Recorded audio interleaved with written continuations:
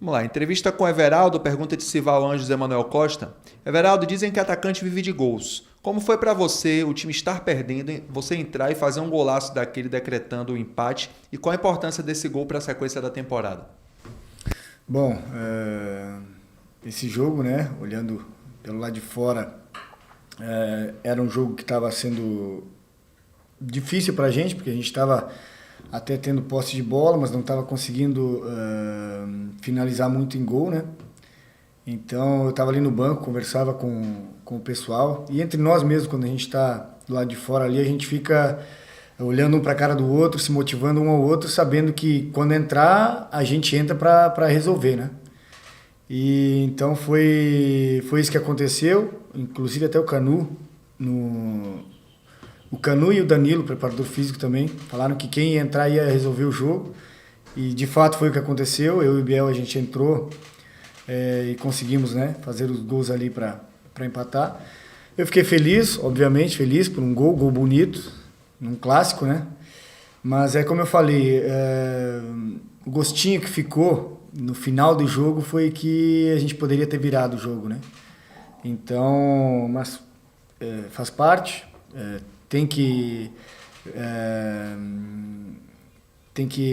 valorar. Olha, eu ia falar uma palavra em espanhol, mas tem que dar valor a esse ponto fora de casa, querendo ou não, no brasileiro é importante.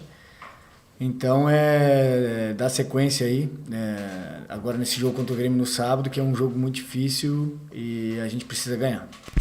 Pergunta de Marinho Júnior. Everaldo, como fazer para o torcedor ver o Everaldo de domingo por mais vezes na temporada? Dar sequência no trabalho. É o que eu falo, né?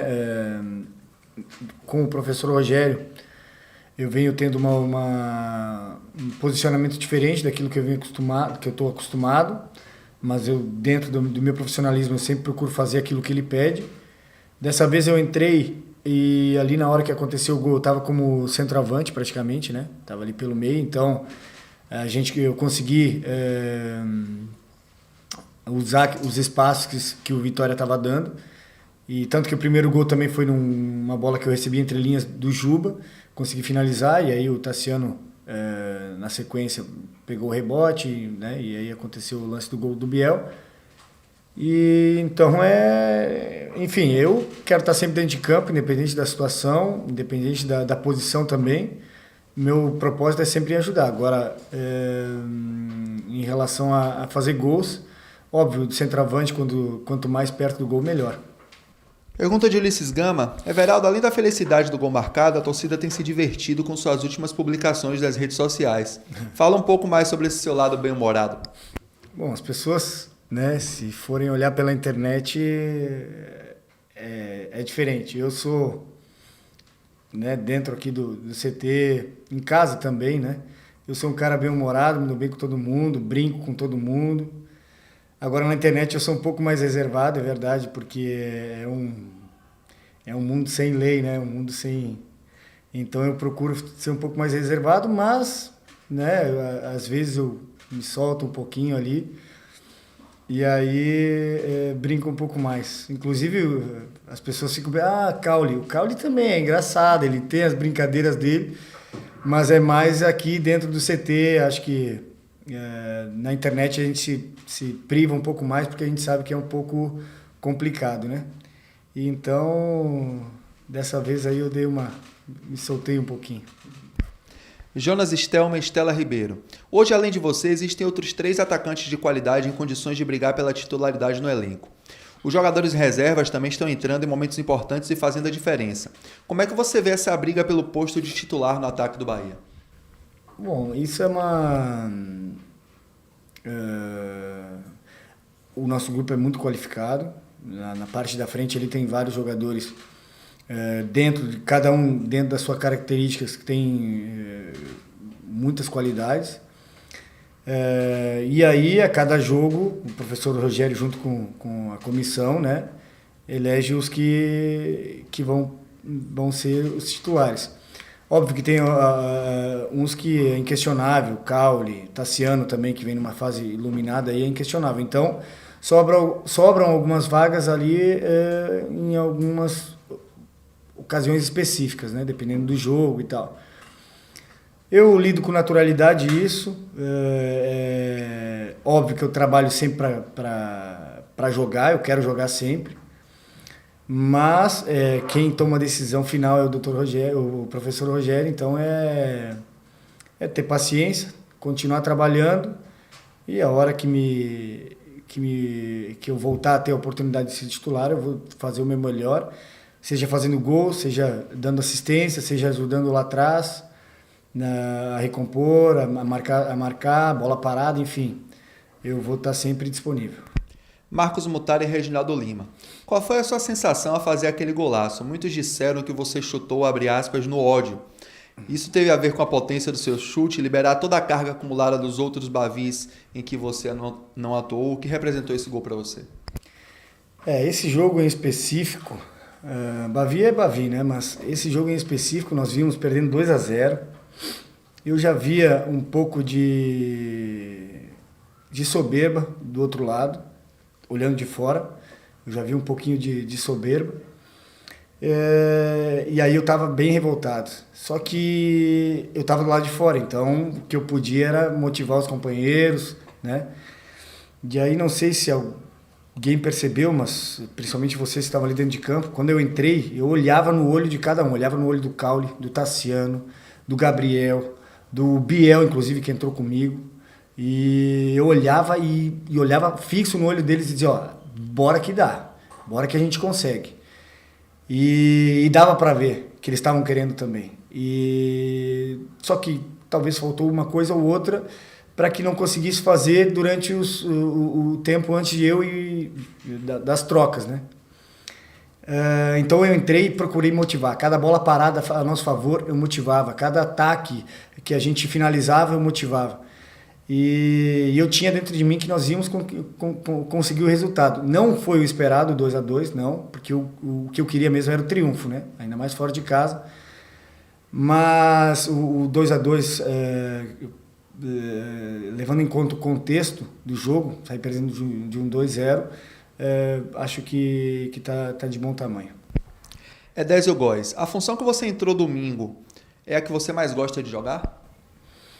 Bom, eu gosto de jogar, né? Independente da função. Mas, óbvio, eu sou um centroavante, né? De formação, sou centroavante. Eu já fiz, e às vezes, quando me toca, eu faço a extrema também, sem problema nenhum, dentro das minhas características, obviamente. Mas eu gosto, óbvio, eu gosto de jogar perto do gol, sou um jogador de finalizar, né? Minha melhor qualidade, eu acredito que seja finalizar.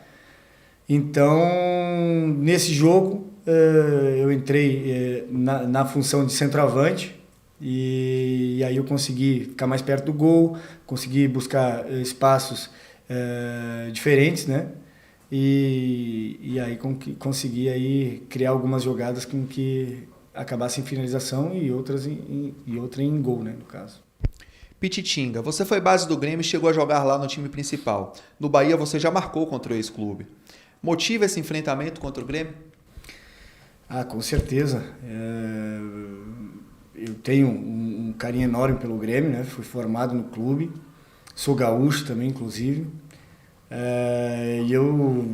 Óbvio, todo jogo a gente se motiva, mas a gente sabe que tem alguns jogos que são especiais.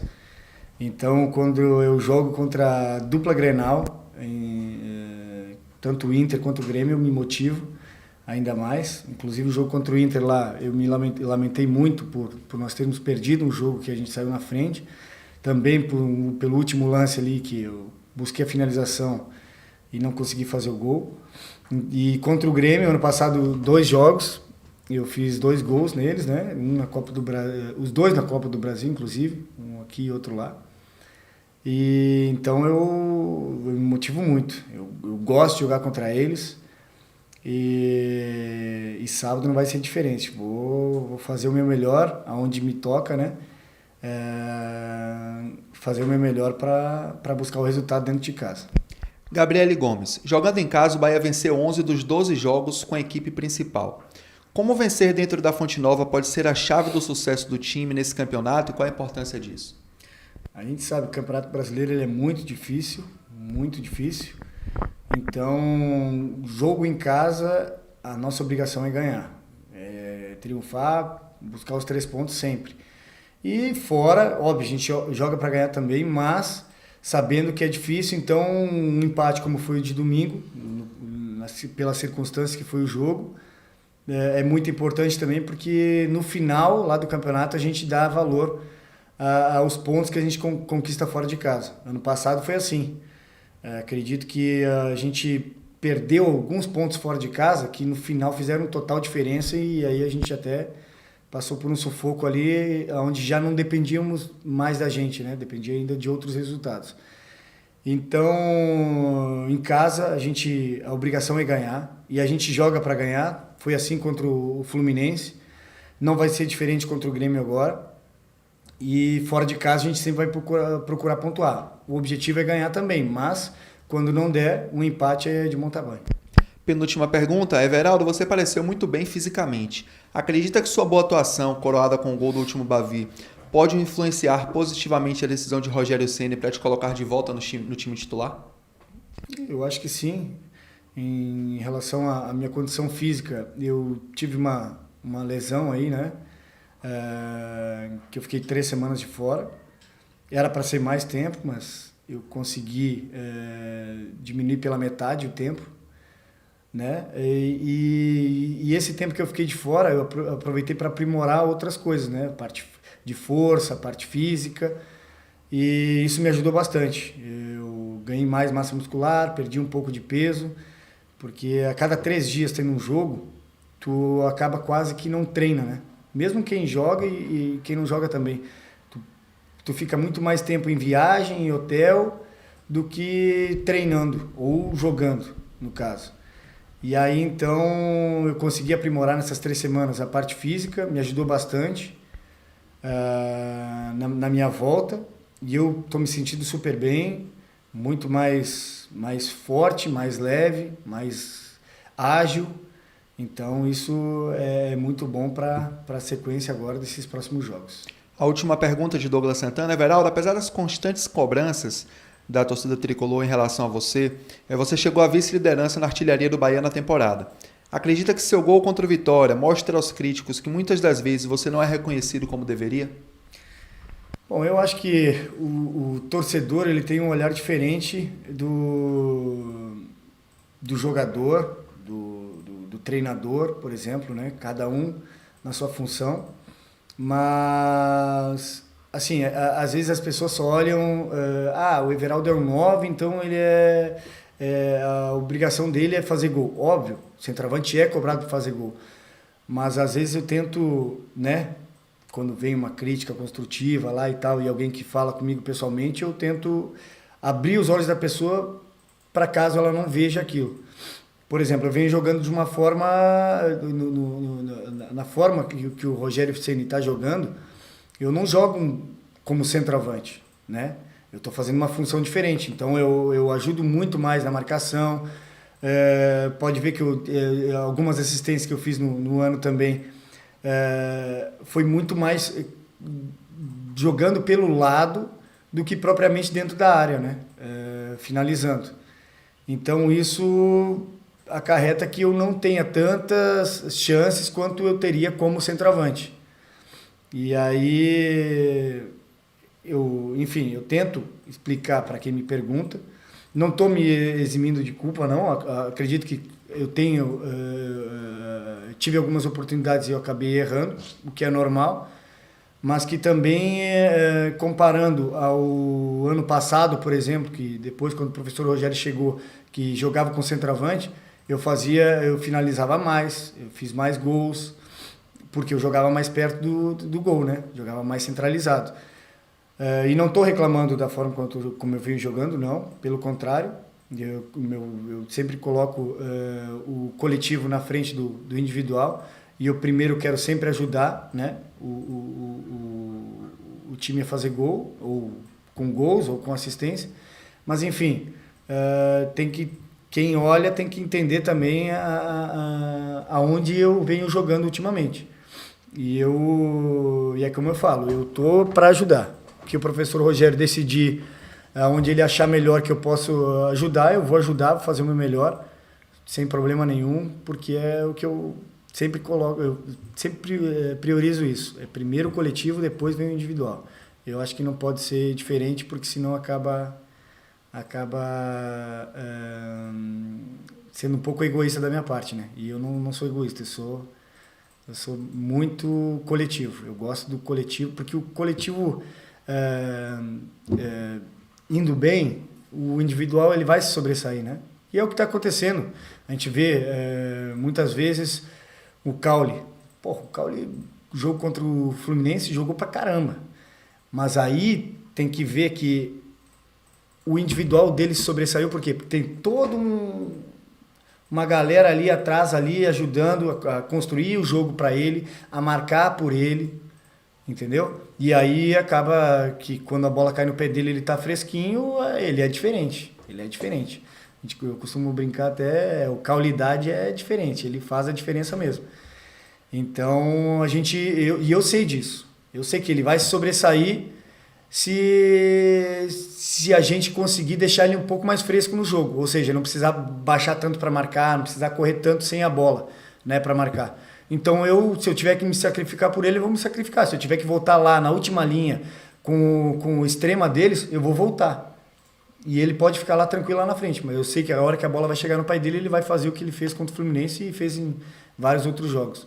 Então, eu acho que é isso.